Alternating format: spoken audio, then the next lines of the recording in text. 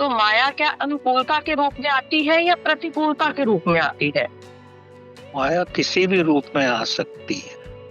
माया जो है ना, वो ब्रह्मा का रूप है, भगवान का ही दूसरा रूप है।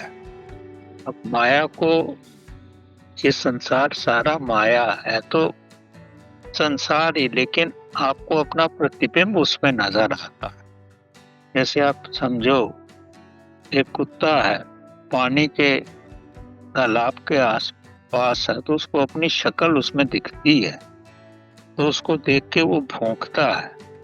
वो समझता है कोई दूसरा कुत्ता है वहां पर वास्तव में वही है। वो अपनी शक्ल तो देख जानता नहीं, वो समझता है दूसरा कुत्ता भौंक रहा।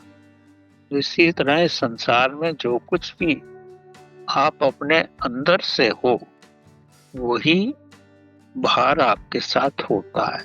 ये बड़ा सूक्ष्म समझ चाहिए इसके लिए।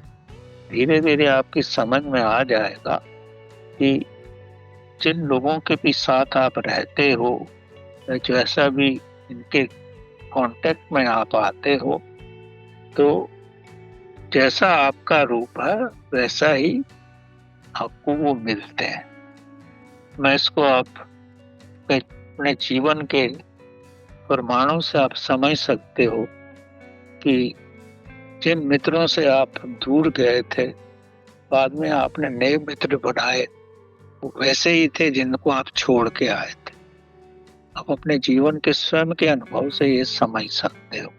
कहने का मतलब ये है, जैसे आप होंगे वैसा ही आपको मिले।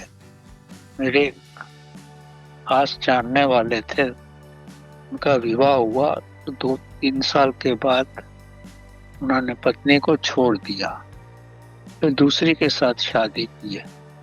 तो 2-4 साल के बाद जब मुझे मिले तो कहते हैं कि मैंने वैसी स्त्री को पसंद किया जैसी मैंने पहले छोड़ी थी। तो कहने का मतलब, आपका जैसा प्रतिबिंब होगा वैसा ही आपको मिलेगा। अब इसका कोई वो तो है नहीं, लेकिन आप अपने जीवन में भी अनुभव कर सकते हो। जैसे मित्रों को छोड़ोगे वैसे ही मित्र आपको दूसरे रूप में मिल जाए। थोड़ा वक्त लगेगा आपको समझने में, बट वास्तव में आंतरिक भावना उनकी वैसे ही होगी। यही माया है, क्योंकि माया ब्रह्मा का रूप है, प्रभु का ही दूसरा रूप है।